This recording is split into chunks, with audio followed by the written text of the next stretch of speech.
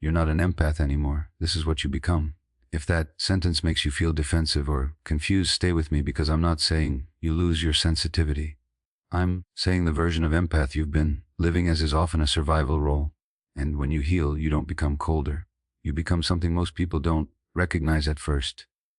In the next minute, I'm going to name the biggest lie empaths were taught about their gift and why healing can feel like you're becoming a different person.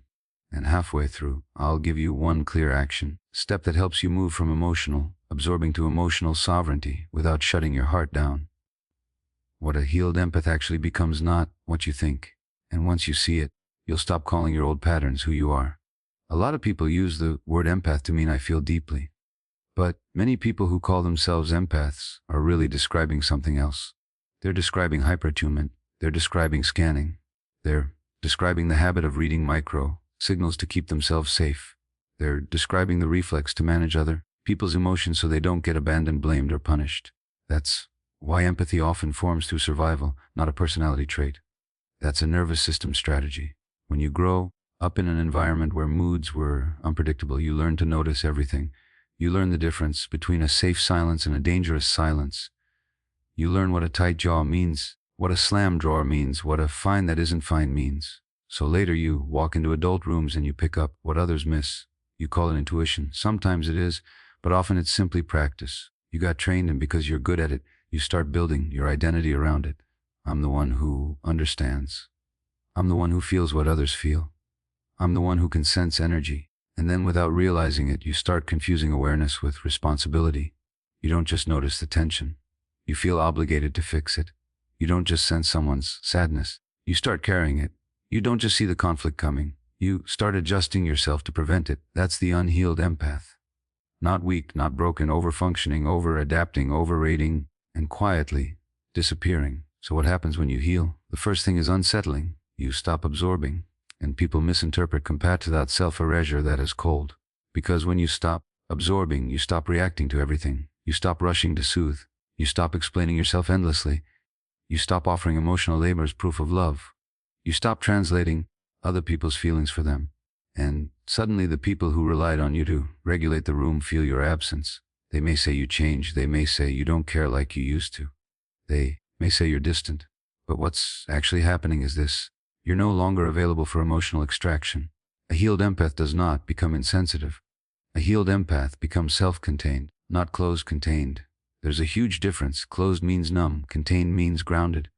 Contained means you can feel without drowning. You can care without collapsing. You can be present without performing. And this is the part most people don't expect. A healed empath becomes less impressed by intensity because unhealed empathy attracted to intensity. The dramatic story, the crisis, the emotional urgency, the only you understand me type, attachment patterns in relationships of connection. It feels like depth, but it's often dysregulation. Healing changes what your body calls love. A healed empath starts craving calm, not boring calm. You start choosing relationships that feel steady instead of addictive. You start trusting consistency over chemistry. You start realizing that peace is not a lack of passion. It's a sign that your nervous system isn't fighting for survival. This is why healing can feel like you're becoming a different person. Your old self was trained to equate closeness with managing. Your healed self learns that closeness can include boundaries. Your old self believed that meant being available. Your healed self learns that being loving includes limits. Your old self thought compassion meant understanding everyone. Your healed self learns that compassion includes discernment. Now, here's a sharp truth. Many unhealed empaths are not actually too kind. They're afraid. Afraid of conflict, afraid of rejection, afraid of being misunderstood, so they keep explaining, they keep softening their knees, they keep making themselves easy to be around, and they call it empathy. But healing changes the direction of your empathy. Instead of compulsion as a way to cope, not a failure, empathy flowing outward first, it flows inward first. You start empathizing with yourself, with your body, with your fatigue, with your truth. And that's why a healed empath often becomes quieter. Not because they have less to say, because they have less to prove. They stop oversharing to be understood. They stop over-explaining to be accepted. They stop trying to convince people they're good. And one day you notice something surprising. The people who truly respect you get closer. The people who only benefited from you get angry. That's not a tragedy. That's a filter. This is where most empaths get stuck. So listen carefully. When you begin to heal, guilt will show up because guilt is the old leash. Guilt is the feeling that says, if I don't overgive, I'm selfish. If I don't fix, I'm cruel. If I don't carry them, I'm abandoning them. But guilt isn't always a moral signal. Sometimes it's just withdrawal from a lifelong pattern. You're withdrawing from over-responsibility. You're withdrawing from people pleasing. You're withdrawing from emotional labor addiction. So, if you're healing and you feel guilty, it doesn't mean you're doing something wrong. It often means you're finally doing something different. Now, let's answer the question directly. What does a healed empath actually become? They become emotionally sovereign. Implicit memory explains simply that's the word, sovereign. A sovereign person can feel deeply without being controlled by what they feel. They can witness pain without rushing to rescue. They can hear someone's sadness without making it their job to remove it. They can be in a room with tension and not offer their nervous system as payment. They become someone who no longer confuses love with self-abandonment. And here's the part that might surprise you.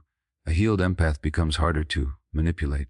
Not because they're suspicious, because they're honest with themselves. Manipulation works best when you doubt your own perception, when you're always asking, maybe it's me, maybe I'm overreacting, maybe I misunderstood. Healing gives you something simple and powerful. You stop gaslighting yourself. You start trusting your body's signals. If you feel consistently drained, you don't argue with it. If your boundaries create drama, you don't negotiate your worth. If their kindness disappears when you stop giving, you stop calling it love, you call it access, and you leave. This is the mid-V video loop I promised earlier. And it's important. You might be thinking, okay, but how do I know if a body remembers what the mind forgets? I'm healing or just shutting down? Here's the difference. Shutting down feels numb and disconnected. Healing feels clear and present. Shutting down feels like you can't feel anything. Healing feels like you can feel, but you don't spiral. Shutting down feels like walls. Healing feels like boundaries. And boundaries don't block love, they block chaos. Now, here is your one clear action step, and it's intentionally simple. For the next 7 days, stop answering other people's emotions first. Answer your body first. Before you reply to a message, before you explain, before you soothe, before you fix, take one slow breath and ask one question. What am I feeling in my body right now? Tightness, pressure, heat, numbness, restlessness. Then ask the second question. What do I need to stay regulated? Maybe you need practical steps toward grounded empathy space. Maybe you need time. Maybe you need to say no.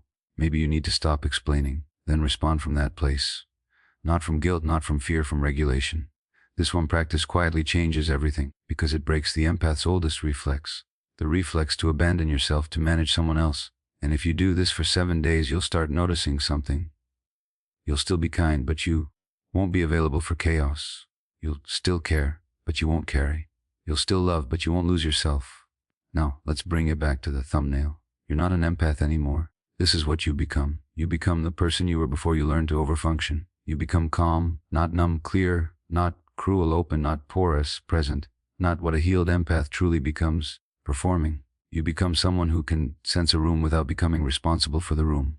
And that's why healed empaths often look different to people who knew them before. Because the old version of you is predictable. The old version of you could be guilted. The old version of you could be pulled into fixing. The old version of you could be used. The healed version of you is still compassionate but not available for extraction. And that changes everything. Here's the fast recap. Unhealed empath is often a survival identity built on scanning over responsibility and self-abandonment. Healed empath is emotional sovereignty, feeling deeply with boundaries, choosing calm, trusting your body, and refusing to confuse love with overgiving. Your action step is one breath, one body check, one regulated response for 7 days. And if you want to go deeper, the next video you should watch is the one about the silent moment. An empath detaches forever, because it explains what happens when you keep absorbing until your system finally says,